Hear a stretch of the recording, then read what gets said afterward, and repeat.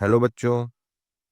देखिए, इस प्रॉब्लम में एक ब्लॉक है which is tied to a string of length L and this end of string is fixed.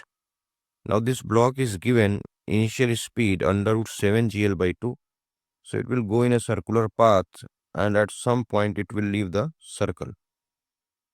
The condition for leaving the circle is u greater than root 2 gl but less than root 5 gl.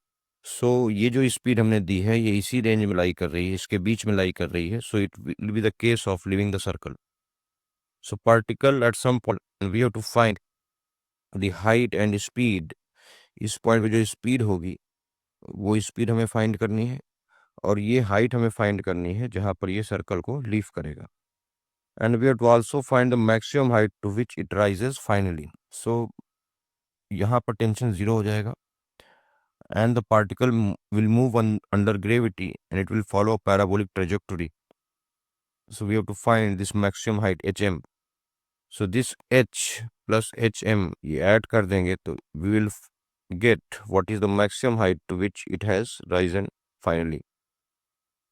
So कैसे इस problem को approach करेंगे? So case of leaving the circle, tension becomes zero and this is the expression for tension.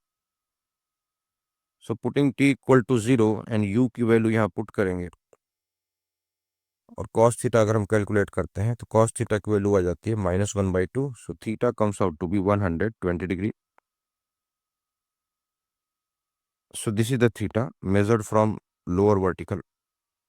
So this height h is given by l 1 minus cos theta. So cos theta की value यहाँ put करें. So height की value आ जाती है 3l/2. So at from this lower most point height 3l/2 पे particle circle को leave कर देगा. इस पॉइंट पे स्पीड कैसे निकालें? तो by energy conservation we can write v square equal to u square minus 2gh. So h की ये वैल्यू यहाँ पर पुट करें, then we will get v equal to under root gl/2.